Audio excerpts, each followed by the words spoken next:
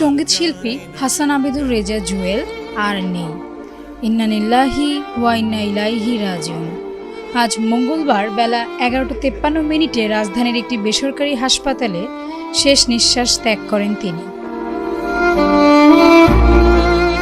এক যুগেরও বেশি সময় ধরে ক্যান্সারের সঙ্গে যুদ্ধ করছিলেন এই সঙ্গীত শিল্পী। 2011 সালে জুয়েলের লিভার ক্যান্সার ধরা পড়ে। এরপর ফুসফুস এবং হাড়েও সেটি ক্রমশ সংক্রমিত হয়। অবশেষে চলতি বছরের 23 জুলাই রাত থেকে তাকে লাইফ সাপোর্টে রাখা হয়। 30 জুলাই সকালে ক্যান্সারের কাছে হার মানলেন এই শিল্পী। জুয়েলের এমন অকাল প্রস্থানে শোক নেমে আসে সাংস্কৃতিক অঙ্গনে। 90-এর দশকে ব্যান্ড সঙ্গীত যখন তুমুল আলোচনায়, ঠিক তখনই ব্যতিক্রমী একটি কণ্ঠ নিয়ে হাজির হন শিল্পী হাসান আবিদুর রেজা জুয়েল। আয়ুব বাচ্চুর সুরে প্রথম অ্যালবাম কুয়াশা প্রহর প্রকাশ হয় 1993 সালে।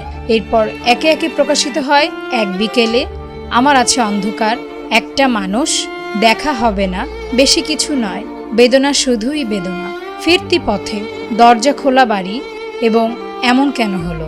এছাড়াও বেশ কিছু সিঙ্গেল ও মিশ্র অ্যালবামে গেয়েছেন জুয়েল। সবচেয়ে বেশি জনপ্রিয়তা পেয়েছে এক বিকেলে অ্যালবামটি। এটি প্রকাশের পর তার নামই হয়ে যায় এক বিকেলের জুয়েল। সঙ্গীত শিল্পী হিসেবে তিনি এখনও সর্বাধিক পরিচিত হলেও তার আরও একটি বড় পরিচয় টেলিভিশন অনুষ্ঠান ও তথ্যচিত্র নির্মাতা হিসেবে। পাশাপাশি সঞ্চালনাও করেছেন। তাসনুভা আহমেদ, ডেস্ক রিপোর্ট, ভোরের পাতা।